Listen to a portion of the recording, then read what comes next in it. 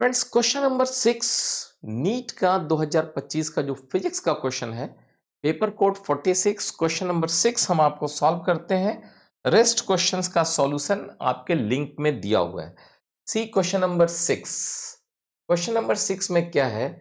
De Broglie wavelength of an electron orbiting in n is equal to a state of the hydrogen atom. कह रहा है कि hydrogen atoms में अगर मान लीजिए जैसे ये हमारा न्यूक्लियस हो गया, यहाँ पे हमारा एक इलेक्ट्रॉन, मतलब यहाँ पे एक मेरा प्रोटॉन है, I can say it is proton है यहाँ पर सेंटर पे, you can say it is proton is here, और यहाँ पे आपका इलेक्ट्रॉन चक्कर काट रहा है n इज इक्वल टू 2 पे। ओके, सो अब आपसे कहा जाता है कि डी ब्रोगली वेवलेंथ निकालिए। तो बेसिकली डी ब्रोगली वेवलेंथ क्या होता था? डी ब्रोगली वेवलेंथ होता था lambda is equal to h upon p. So h upon p का मतलब हो गया h upon m v. Okay, so यहां पे ये हो गया एच का मतलब हो गया 6.62 और 6 या 6.3 इंटू 10 का power -34 divided by mass of electron. So mass of electron 9.1 into 10 का पावर -31 kg मल्टीप्लाइड बाई, अब क्वेश्चन है v।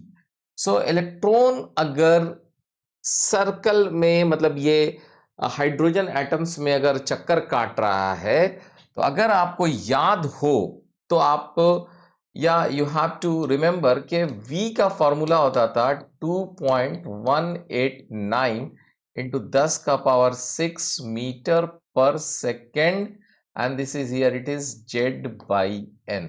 ओके, ये फॉर्मूला होता था, जहां यहां पे z इज इक्वल टू 1 है, n का वैल्यू 2 है, तो ये हो गया 2.189 इंटू 10 का पावर 6 बटा 2, n का वैल्यू 2 रख दिए मीटर पर सेकंड में। ये मेरा जो है v का वैल्यू है। Okay, if you remember v के इक्वेशंस को अगर आपने याद रखा है, क्योंकि दो इक्वेशंस तो आपको हमेशा याद रखना पड़ेगा। जैसे रेडियस का होता था 0.529 angstrom, and then it is n square by Z होता था उसमें, यहाँ पे जेड बाई एन होता है 2.189।